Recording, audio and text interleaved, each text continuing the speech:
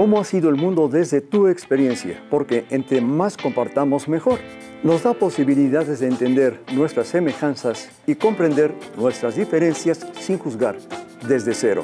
Soy Lalo Silva y esto es Entrevista desde Cero.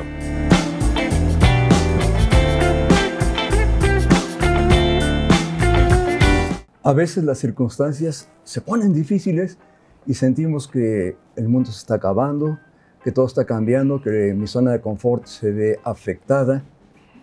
¿Qué pasa si yo vivo en Chiapas hasta casi 1970? Prácticamente toda mi niñez, parte de mi juventud la he vivido ahí. Y de pronto, por cualquier circunstancia que ahorita nos van a platicar, una de ellas, me tengo que ir de ahí y entrar a un ambiente que de plano no está en mi historia, donde hay edificios, a lo mejor trolebuses y cosas así, que en mi existencia había visto. Sergio, gracias por estar aquí con nosotros. Hombre, Lalo, qué gusto estar contigo y en tu programa. Indudablemente es un honor, por supuesto, el tener la oportunidad de partir contigo. ¿Qué pasa? Primero platicas un poco cómo era Chiapas en tus edades pequeñas, que ya de entrada, en esos tiempos, me acuerdo, si todavía es un poco hoy, en esos tiempos era prácticamente México, Distrito Federal y el resto, pero el resto no hacia el norte, sino hacia el sur, donde hay veces se preguntaban, ¿existe el sur? A la fecha todavía se siguen preguntando, pero bueno, ya son otros tiempos y otras historias, pero sí, en los años 60, que es donde me tocó prácticamente mi primera juventud, pues era un lugar olvidado. Era un lugar perdido en la geografía del país, en donde pues nada más se estudiaba desde la perspectiva chapaneca, pues que éramos parte de una república a la cual no conocíamos, ni nos conocían. Éramos inclusive con diferente forma de ser, diferente forma de vivir. ¿De hablar también? De hablar, por supuesto, muy diferente. A la fecha todavía a veces me sale la forma de hablar chapaneca. Hace poco estuvimos con La Voz Universal y resultó que es comiteco. Entonces nos dimos 4 frases. Era de allí también, ¿no? Es chapaneco. Sí. Bueno, es de ahí, chapaneco. Sí, claro. Y por supuesto, un chapaneco reconoce a otro chapaneco precisamente por la forma de hablar. La forma de vivir. En ese momento, que siendo tú el más pequeño, teniendo cierta distancia con tus hermanos, que no son compañeros de juegos, vives una soledad, pero tenías tus amigos también. Claro. Entonces, ¿cómo es tu vida allá en esos tiempos? La vida de una persona de la clase media baja, a la que pertenecíamos como familia. Mi familia chapaneca es la familia Yáñez. Pues éramos, al vivir en el centro de la ciudad, teníamos de alguna manera, vamos a decir, cierto estatus, que no necesariamente se llevaba con la parte económica. Pero sí fue Pero tu mamá trabajaba y tu papá ya se había ido a otro lugar. Mi madre entró a trabajar. Pues estabas casi solo, porque me imagino que en ese tiempo con quien más tiempo era tu mamá. Pero si no estaba ella, ¿quién era el sustituto? Siempre tuvimos la oportunidad de tener una nana. Okay. Una persona que nos encargara de regañarnos, de ponernos en orden, de darnos de comer, de buscarnos. ¿Te tocaban chanclazos también? No, no bueno. tenía autorizado eso. Qué bueno. No, la nana nada más era para controlarnos, darnos de comer, mientras mi madre regresaba del trabajo. Porque inclusive nosotros a veces, cuando estábamos en secundaria, cuando yo estaba en secundaria, pues salía yo antes que ella, porque las clases empezaban a las 7 de la mañana. Yo tenía que salir media hora antes para caminar hasta la escuela, que estaba a unas 10, 15 cuadras. No era para tomar camión, pero sí era para caminar un buen ratito. Hubieras vivido ahí toda tu vida, pero no se dio esa oportunidad porque algo cambió en tu vida. ¿Qué fue? Claro, los estudios. Al final de cuentas, en aquel tiempo, un Chiapas tan olvidado que no había ni siquiera una universidad, ni había opciones. prácticamente existían solamente dos carreras, que era maestro normalista, profesor de enseñanza primaria, y una licenciatura en Derecho, que se daba en la vecina San Cristóbal de las Casas.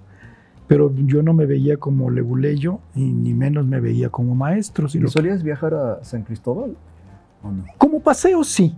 Eran los paseos que como familia a veces teníamos.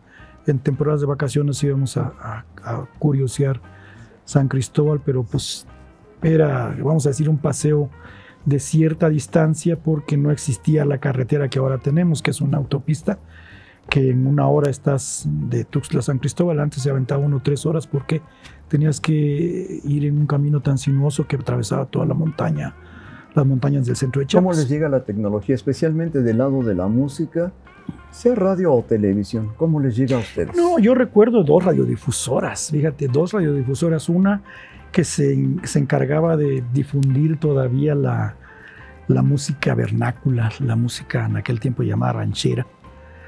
Estaba Pedro Infante, Javier Solís, Cuco Sánchez, las hermanitas Jiménez, el Charro Avitia. Esos fueron mis escarceos con los primeros toques de la música. Y la otra estación que se consideraba un poco más moderna, en donde se tocaba música, pues, balada. Y cuando entra el rock and roll, pues empieza a escuchar a Enrique Guzmán, Angélica María, a los Teen Tops. Pero también se escuchaba mucha música instrumental. Ray Conniff, Bert Kaempert, Billy Bond. Ya era lo internacional, pues ya. Eso ya era otro nivel. ¿Radionovelas? Radionovelas yo las empecé a escuchar, fíjate, desde las que venían de la Ciudad de México. Una flor en el pantano. Bueno, no sé si te tocó. En las garras del diablo. A mí me tocó cuando Felipillo se asan. La higuera reverdecerá cuando Felipillo llegue a ser santo. La vida de San Felipe de Jesús. No. Yo lo había con mi tía porque a ella le encantaba la radionovela. Pero fíjate que a mí me tocó Fray Escoba. Fray Escoba también fue muy famosa. Uy, se enojaba mi abuela cuando me tocaba estar con ella escuchándola a través de la radio. Se enojaba por todo lo que le hacían a Fray Escoba. Que no me acuerdo del actor, pero era un actorazo. No sé si era José Antonio Cosío. Sí era José Antonio Cosío. Era sí, José Antonio Cosío. Que tenía una voz así muy acariciadora y a veces la hacía demasiado dramática con Fray Escoba. También recuerdo, por ejemplo, en Las garras del diablo con Carlos López Moctezuma, que era un novelón, un actorazo impresionante que siempre salía de malo. Y en las radionovelas, esa novela me marcó porque se trataba de un personaje que se llamaba Belial Garduño. Ajá, sí. Era histórica esa novela. Claro, después llegó, te vuelvo a repetir, Magualida en Una flor en el pantano. Por supuesto, Calimán. Sí. Cuando llega la televisión, ¿se acaba todo eso o tienen las dos? Hay las dos, pero obviamente en un pueblo tan escondido, una ciudad tan escondida como Tuxtla Gutiérrez, la televisión llegó en el 68, justo 15 días antes de que se iniciaran los Juegos Olímpicos. Entonces se enteraron del movimiento de... No, desde el 68 nos enteramos desde tiempo atrás por las noticias, sobre todo desde radio. Lo que llegaba nada más eran las noticias de radio, que yo creo que eran las famosas cadenas de cable y todo, que llegaban a través del Telex y el Teletipo. Entonces eso no lo entendían, lo conocíamos a través de la radio. La televisión nada más se abrió cuando entran los Juegos Olímpicos.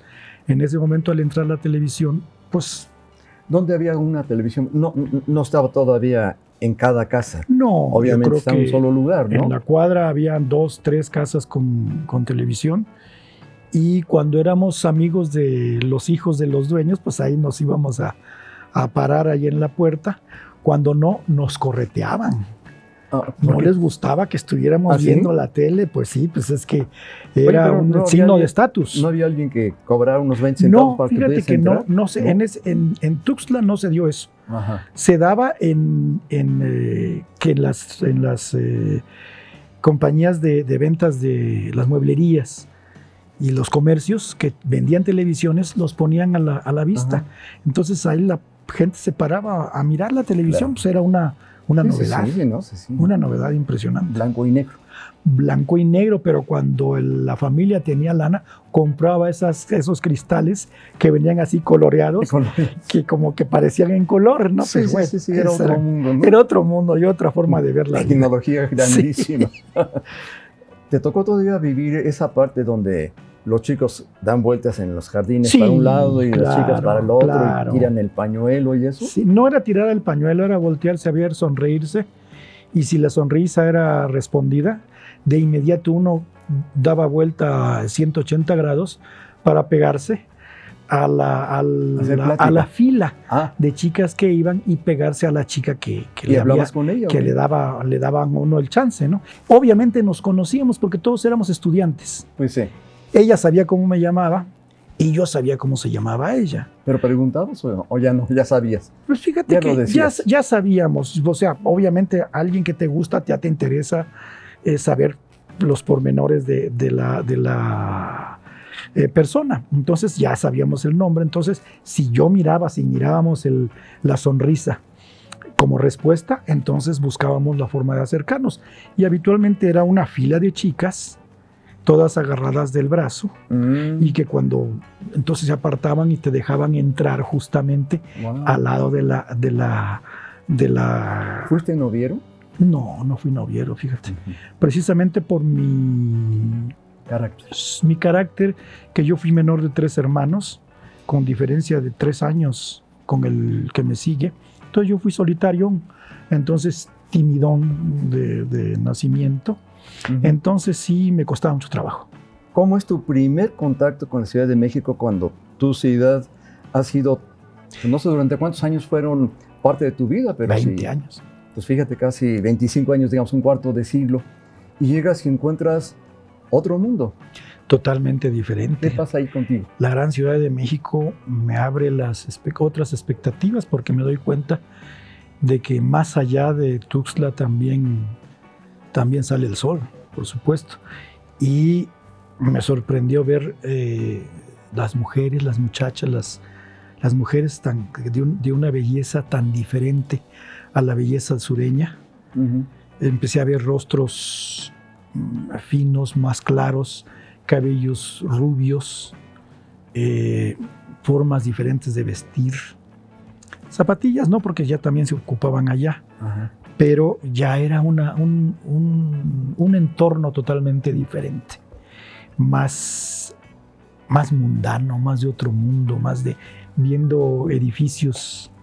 ¿Cuál es la impresión que te recuerdas de haber visto el primer rascacielos o primer edificio? La Torre Latinoamericana, por supuesto. Wow. Y tuve la oportunidad de subirme a ella, tuve la oportunidad de subirme hasta el Mirador, en ese 69 que fue mis primeras vacaciones en Ciudad de México. Y pues es ver otro mundo, ver lo que antes mirabas en revistas. Por ejemplo, Palacio de Bellas Artes, por ejemplo, Palacio Nacional, el Zócalo, la Catedral. ¿La gente cómo era para ti? Otro mundo, era impresionante la cantidad de gente. Tú sabes que el cruce entre Madero y Lázaro Cárdenas, antes San Juan de Letrán, es el cruce más populoso de todo el país. En ese tiempo todavía también seguía siendo así, era el cruce más populoso, y en aquel tiempo allí en San Juan de Letrán todavía se daban las fotos. ¿Te acuerdas esas fotos que daban en las avenidas, que luego ibas a los 3 días a comprarte tu foto?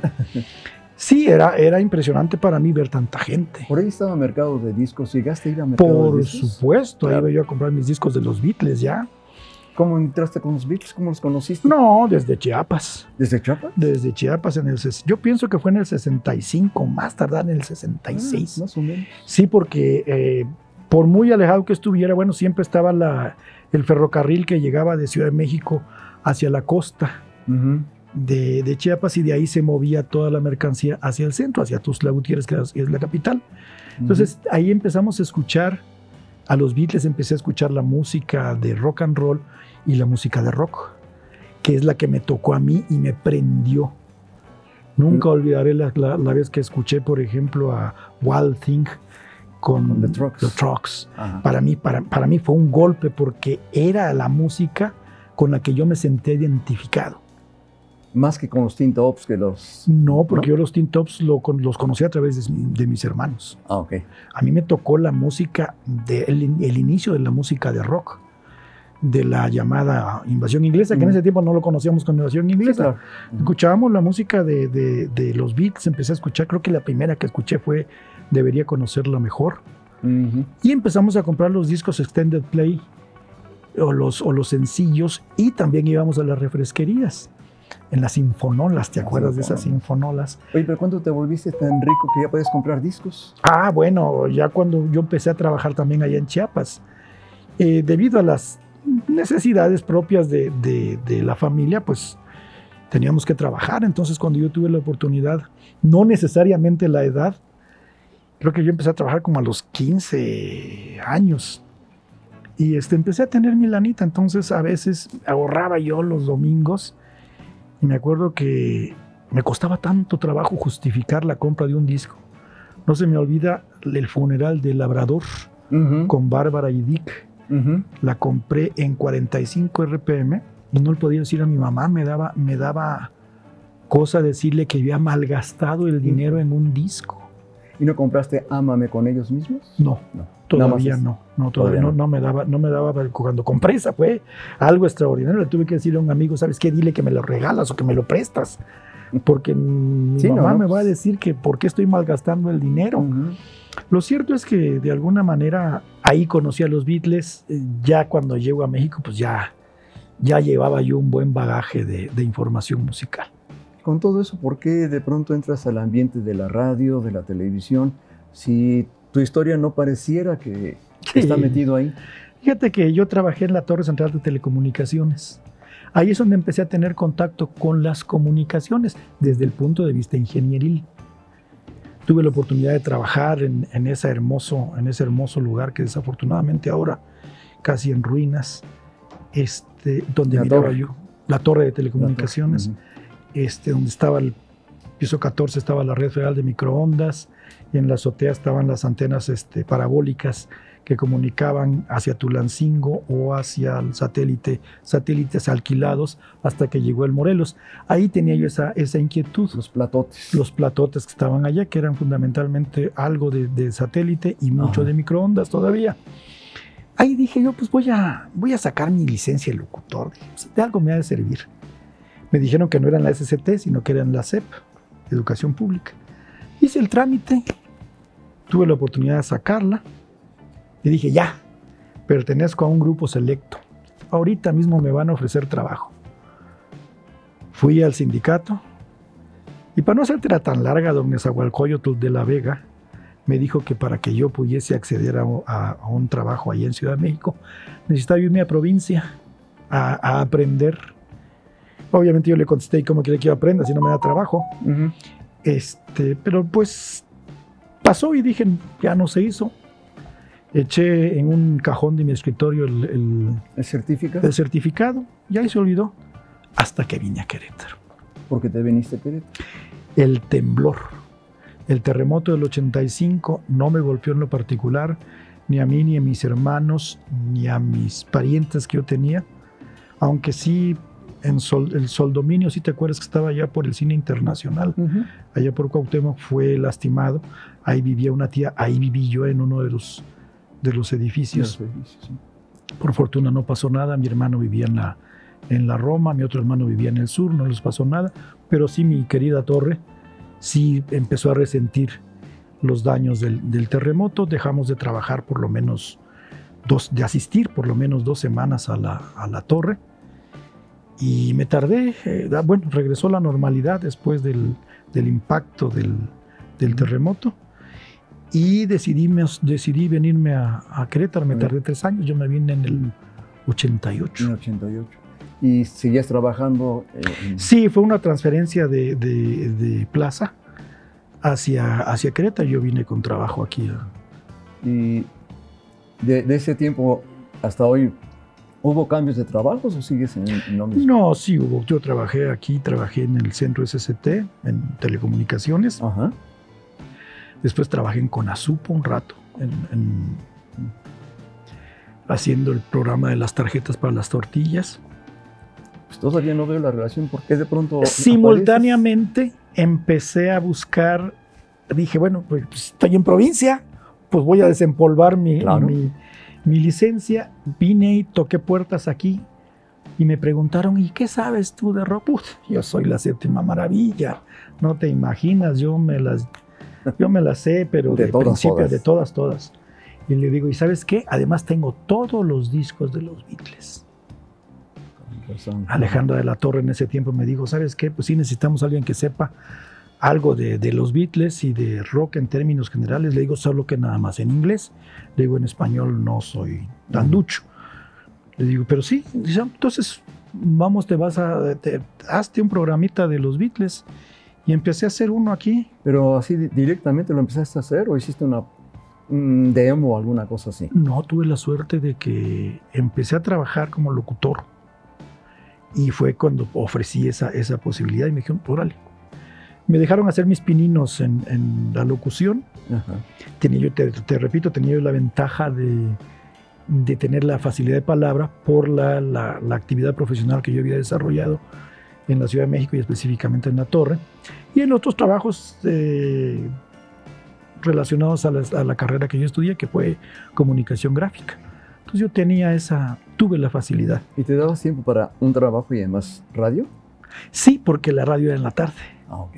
La radio era en la tarde, entonces para mí me empezó a ganar más la radio y más me empecé a sentir así inoculado de esa cosa que quién sabe qué es, pero que después... De virus, sí, no virus. Sí, de los virus. Y de repente me di cuenta de que pues esto me gustaba mucho, era lo que yo quería. Buscaba yo esta posibilidad. No era tan fácil, no fue tan fácil ingresar a radio, hasta que al fin lo pude hacer, trabajar aquí en prácticamente un horario normal, produciendo uno que otro programilla. Por ahí hice, te digo, los Beatles, El largo y sinuoso camino, y luego puse también uno de rock que le llamé Buen Rock esta noche, todos en la noche. Y ¿El material era de radio o tú lo tenías? Yo lo tenía y además radio. Ajá. Tenía radio, siempre ha tenido una discografía impresionante en cuanto a música se refiere. Yo tuve la oportunidad de explotar mucho la discografía de radio y pues aportar la mía, y vamos a veces a decir, bueno, pues graben esto que yo tengo, y ya empezaba a formar parte de la fonoteca de radio. Entonces así también fue creciendo cada vez más y más la fonoteca de radio, la fonoteca mía, por supuesto, y mi experiencia en este medio. Pero también habías tenido desde Chiapas contactos con otros géneros. ¿Qué tanto los manejabas? Mi transición, mi época me permitió vivir la transición entre la música vernácula, la música ranchera y la música moderna. Pues por gusto, yo tenía el gusto de escuchar radio desde siempre. De hecho, no sé estar sin escuchar música. Entonces empecé a escuchar de todo tipo. Entonces tengo, vamos a decir, un abanico más o menos amplio de gustos musicales, no de conocimientos. Con ese microbio dentro, ¿por qué no te dedicaste a tocar instrumentos, a cantar? Fíjate que no lo pensé en ese tiempo. Cuando yo tuve la oportunidad, pues no había mucho dinero en casa. Entonces ni pensar en comprar una guitarra. Yo miraba a los amigos cuando íbamos a dejar serenata, ahí nos poníamos a berrear entre todos para la muchacha, si cantábamos Sin ti no podré vivir jamás, o dependiendo del enojo que tuviera, cantábamos la chancla. Pero al final de cuentas yo no podía tocar la guitarra porque no sabía. Fíjense que siempre hay un poco de duda entre si el destino nos maneja a nosotros o nosotros manejamos el destino. Pero finalmente, desde que empezó su historia hasta la actualidad, creo que hoy puedes decir, si no me equivoco, que eres un hombre feliz. ¿Será cierto? Yo creo que sí. Yo creo que sí. Quizás no feliz, pero sí satisfecho. Perfecto. Mil gracias a todos. Y si se nos da la oportunidad, el siguiente programa continuaremos con otra entrevista desde cero. Aprendizaje de vida. Mi aprendizaje de vida ha sido dar siempre lo mejor de mí. Soy Lalo Silva. Esto ha sido Entrevista desde cero. Y si el universo se sigue confabulando, la próxima semana nos volveremos a ver.